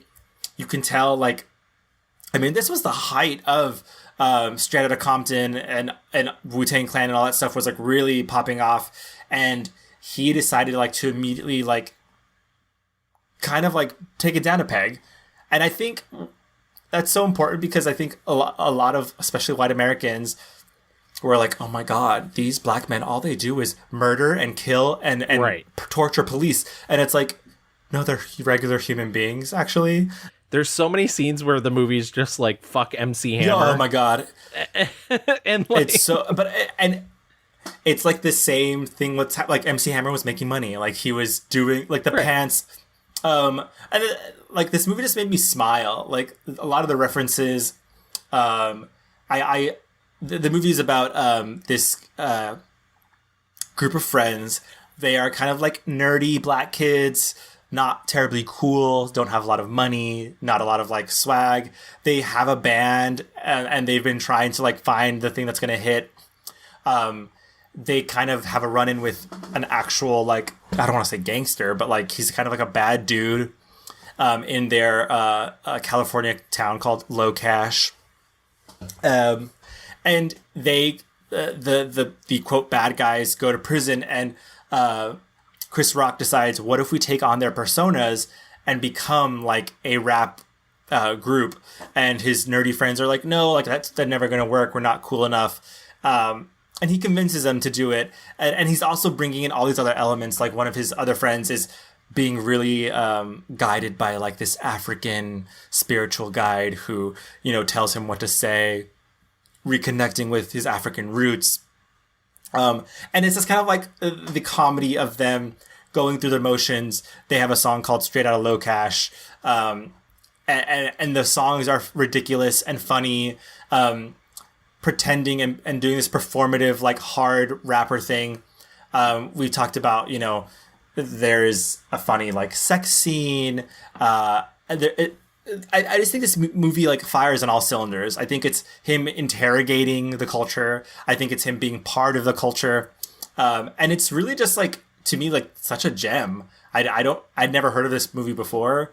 But I mean, God, Halle Berry's in this movie.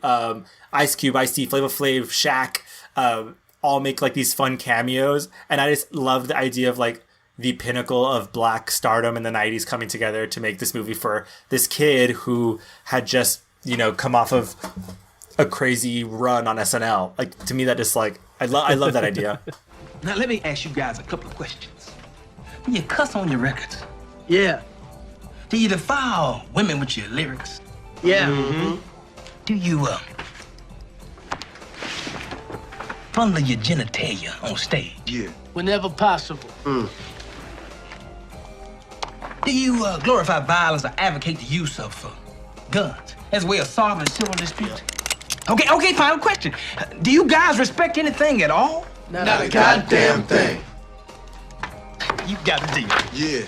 He's interrogating the culture, but also like kind of pointing it back to like the people, because there is like a senator type character who wants to like Phil Hartman, fucking Phil Hartman, being so funny, ban their music and stuff like that. It's very funny, and I'm glad I saw that it was really successful. To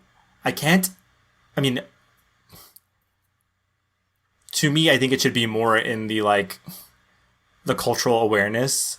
I've read so often about, these days of rap and music and like the parental advisory stickers and whatever, but this movie never comes up, and I think it's such a lovely touchstone. He's so funny, but he's also very sweet. He's not doing like the normal thing he does in his later stuff. I think this is more silly. Also, I just wanted to mention the movie was directed by Tamara Davis, who a female filmmaker who which feels like very revelatory for the time, like early 90s. A female filmmaker, like you don't see that a lot still. So my 5-star review is, you're going to think I'm completely insane, because I was also considering CB4. But I think honestly, my favorite performance in a movie, and I think it's because he really got to be himself, is Good Hair.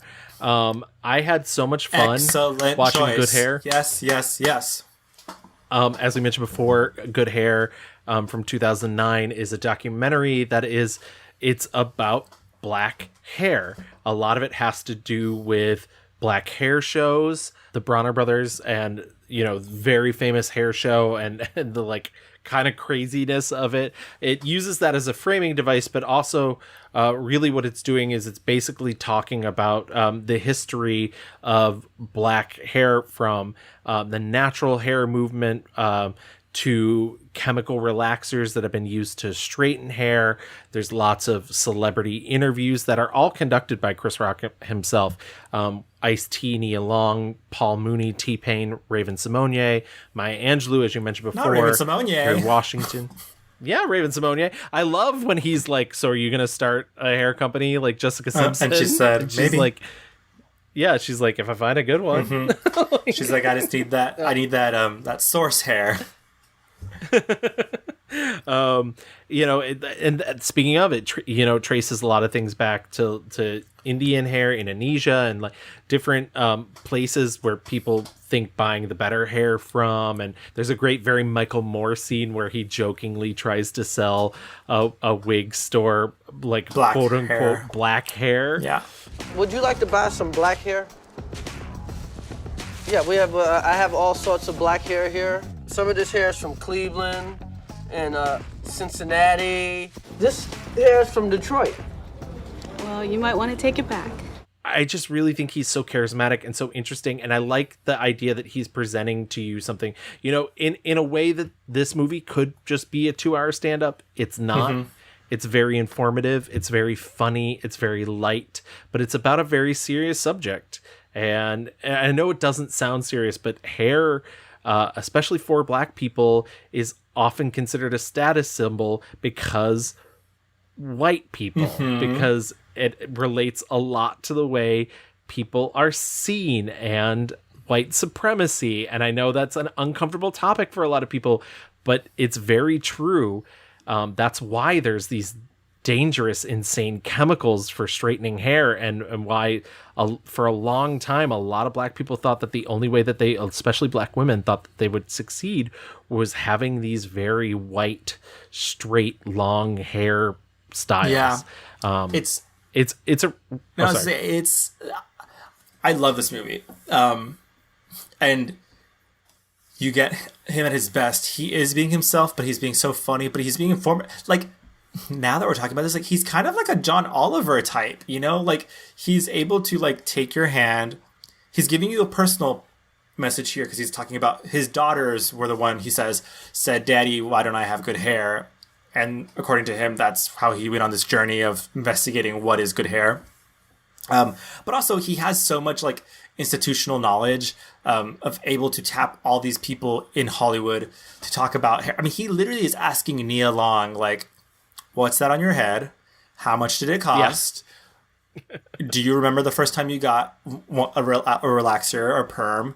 And you can tell some of these women are kind of like shook a little bit, like, oh my God, we're talking about like these really, it's a private thing. And also talking to like these normal people like in the Bronx and Harlem and Brooklyn, and they're like, oh yeah, I paid $2,000 for my hair, and that's each month. And like, so he goes through like societal, economic, fashion, even like I would say like the moral and ethical like questions around like, the women who give up their hair in India because it's like they're giving it to God and like it's such a vanity thing. Because it would have been really easy.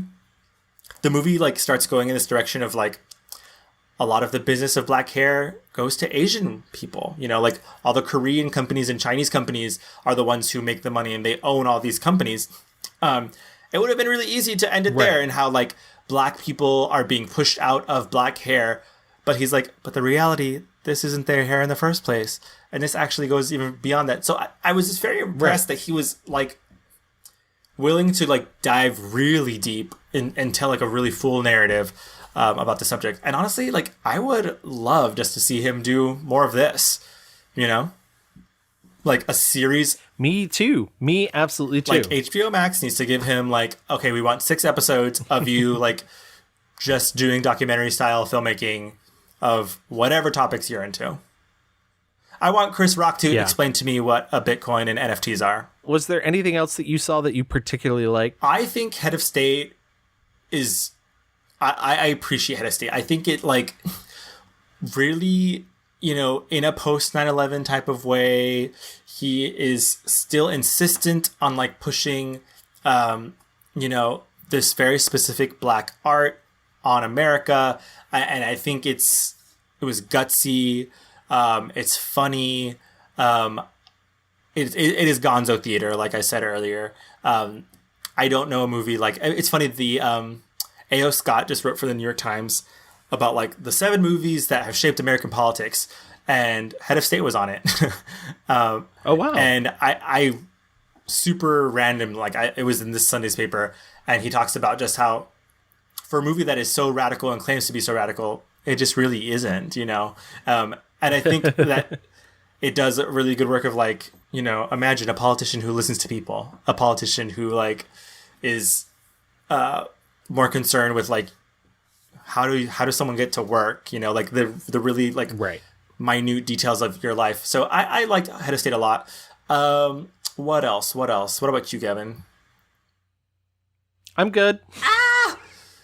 Wow, Gavin, so hateful. I like him. I'm a monster. I like him in 2 Days in New York. I didn't really like. Oh yes, yeah, no, I agree. I like 2 Days in New York. I like 2 Days in New York. I think the movie's a little like wishy-washy for me. Yeah. And you know what? I will also go out on a limb. I think Grown Ups is a very decent movie. I didn't watch it for Selma Hayek. I was just like, no. And I was like, you know what? I get being older, wanting to be nostalgic, going to like, and honestly, like for a movie that basically is just all these kind of like funny guys to come together and like tell each other sick burns on each other. Like I appreciate the movie a lot more than I thought I would. Do I think it's great? No. But if I'm going to have to watch an Adam Sandler vehicle, like I'd rather watch this than anything he's put on Netflix in the past, fucking many years. All right. Before we get into our fast forward, let's do our mixed reviews review. So my 1-star review was 2007's I Think I Love My Wife. My 1-star review was 2014's Top 5. My 5-star review was 2009's Good Hair. My 5-star review was 1993's CB4. All right, let's get fast forwarding.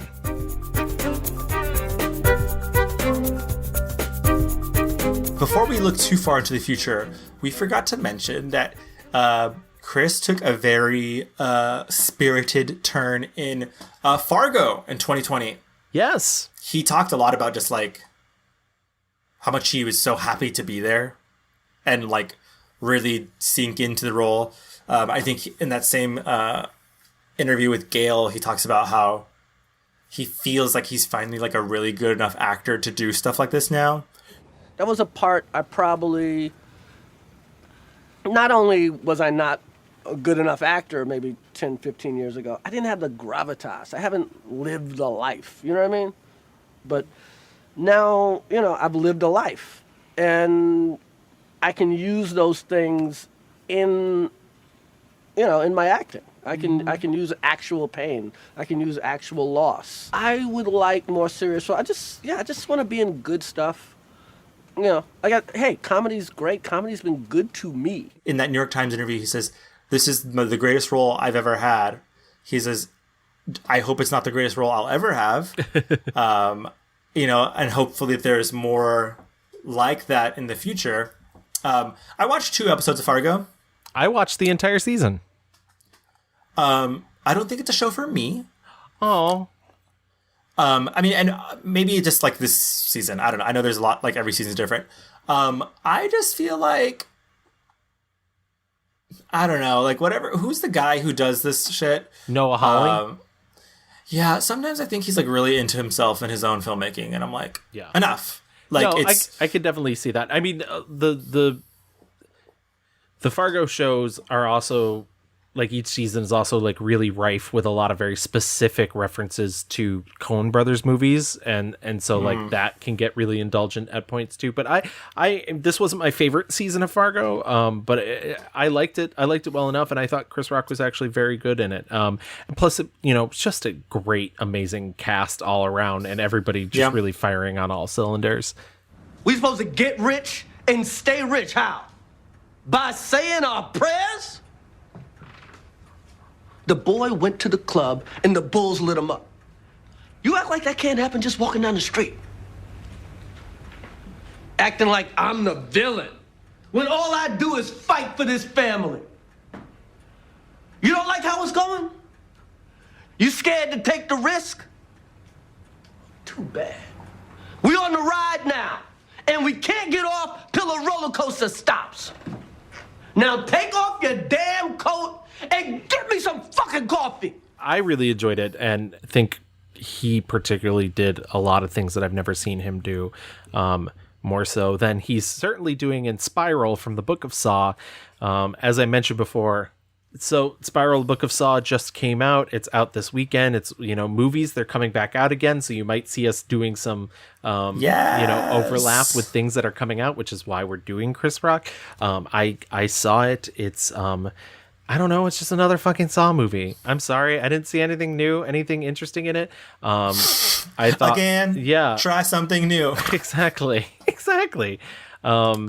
Yeah. Is it less gory? I heard it. It's less torture porny. No, still a lot of torture porn. That was the thing. Is I'd heard that too, and I was just like, when is this less? Why is this less? Like, do I have to watch a man get his fingers ripped off? That's still gore. Like, I don't want to watch that. Like, and that's maybe gore's coming back. I don't know. And that's the thing is, I'm a big horror movie fan, but I'm never in it for the gore. And so, like, the Saw movies, which I've seen all of for some reason, are not for me. They're not, it's not my cup of tea. I'm not interested. I thought this one might be slightly more interesting. I do think it's really pretty fucking weird that Samuel L. Jackson plays his father. That's fucking weird. Yeah. Samuel L. Jackson, who's maybe 10, 15 years older than him. Yeah. Maybe. Don't look that up. But he's 56. How old could Samuel L. Jackson possibly be? Yeah. I thought that was a weird take. And I totally see why Chris Rock would want to do something like this and just sort of try and reinvent what he's doing. But I don't think the 9th movie in a franchise is the space to do it. And yeah, he might be a fan of these movies, and maybe he did make the ultimate like fan move but like no one is more grateful than a sagging franchise to actually get a star like Chris Rock to put themselves into it. Right. I mean, like, he got to be the lead, which he hasn't been in a long time. But again, I truly have no idea what the like economics of being a fucking Hollywood megastar is. I just don't know why he's not doing his own shit outside of the Hollywood system, right, and studios, because I think he has the means. Yeah. But like he's almost insisting, he's like, no, I will make a movie only with studios. I mean, the next thing that he's attached to is Canterbury Glass, which is the new film written and directed by David O. Russell. David O. Russell is Oscar catnip. So like that's, you know, it's clearly a good thing and a direction. And, you know, David O. Russell, I think outside of Flirting with Disaster, doesn't really make broad comedies either. So I think this is Chris Rock is getting to work between Fargo and Saw and this. He's getting to work in an area that he's wanted to work in. But you know, this, to me, this makes sense. Canterbury Glass makes much more sense than Spiral. And once again, it's not that I don't think Chris Rock shouldn't be doing a horror movie. I think he should be doing an original horror movie. I don't think he should be trying to prop up a dead franchise, you know? Yeah, I mean, it feels like he's just trying to like shake out the cobwebs. And, you know, he has said, they're like, how did you spend quarantine, the pandemic? And he's like, I'm writing a lot and acting a lot. And I think especially this divorce and kind of like coming to terms with his demons is making him kind of look inward and be like, okay, bitch, like it's time to really like buckle up. And like, at the very least, I'm better he makes Spiral than like Grown Ups 3, I would say. Even and the best part of this is, and the reason maybe why I'm so like down on top 5 is because you can be like a serious actor and be funny. Who would have thought? Like, no one is taking away Chris Rock's funny award or like funny bone or, you know, any of the success he's had as a comedian just because he is trying to be a serious actor, you know? And I think he's finally realizing that, and he's realizing that he has these powers that can be used at all times. And so I'm excited about that, you know? And for what's next, you know, it seems like a little bit of a mystery, but at the very least, I'm like, yeah, do fucking weird shit, you know? Just be weird. I completely agree. Literally my only two things I will say. One, get a better caliber of friends, man. Don't. You're not wrong. You're very not wrong. Don't hang out with Louis C.K. You know, he said top 5 was inspired by Kevin Smith's marriage because he's good friends with Kevin Smith. Don't hang out with Kevin Smith anymore. Stop hanging around with those guys. 2, get a woman co-writer. The next time you direct something, make sure it's co-written by a woman. That's all I ask. Because I do think he's a talented director. I don't think the flaws of, you know, Top 5 or I Think I Love My Wife or Head of State are in the directing. I think it's in the writing. And so please just hire a woman. At least it's like hire a woman to look through your script. I don't know. I need the Issa Rae, Chris Rock experience. Yeah. Okay. Yeah, like absolutely. That's what I need. Like it needs to be sharpened.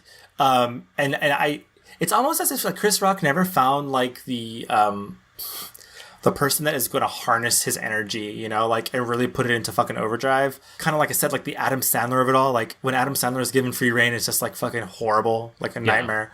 You know, it needs to be reined in. He needs an editor for the thoughts, an editor for these ideas, an editor for his amazing talent. Because I do think he is an amazing talent. Like, you know, he's able to, God, if there was a way that he could harness the energy of a communication and his voice and those performances and turn it into, you know, a really great, like, acting role like that, I can only imagine, you know, like he'd be unstoppable. It'd be over for us hoes, okay? And I hope it one day is over for us hoes. Yeah, I genuinely hope it ends too. Much like we're coming to the end of this episode. So I think that wraps up Chris Rock. But yeah, I mean, I think, like you said, who knows what's coming? Surprise us. Yeah. Yeah. I think he has so much goodwill also. Like, no one is like, oh, that Chris Rock, he's so unfunny. Don't want to see him. It's like, please. And I honestly think like everybody likes working with him too. I truly just don't get why someone who has had so much control over his career just isn't like, okay, I'm gonna fucking do my own shit and fuck the studios, fuck HBO. I don't need to do that shit anymore. I know you have the means. Like, surprise us, make the small, dirty movie, do the thing. Just do the thing. Absolutely. So that wraps up Chris Rock. If you want to find us online, you can always find us on Twitter at The Mixed Reviews. Or on Facebook, just type in The Mixed Reviews. You can email us at reviewsmixed@gmail.com. We're also on Instagram, just type the_mixed_reviews. And if you want to listen to us, as you have been doing this entire episode, we are on a plethora of podcast apps. We're on Apple, Spotify, Stitcher, Audible, Google. You know what? Look it up. Find it. Yeah. We're there. We're there, baby. Like and subscribe. Absolutely. Babes. Like and subscribe. And if you listen to us on Apple Podcasts, please stop by and leave us a 5-star rating and write us a little review. We will read it on the show. All that stuff helps us, gets us in the algorithm. You know, we recently entered the film history charts on Apple Podcasts, and that has been like a real joy to me to see. So yeah, please write us something nice and we'll read it here. Are we in the top 5? No. No, hard no. But yeah, thank you guys so much. We'll see you in a couple of weeks. We hope you join us.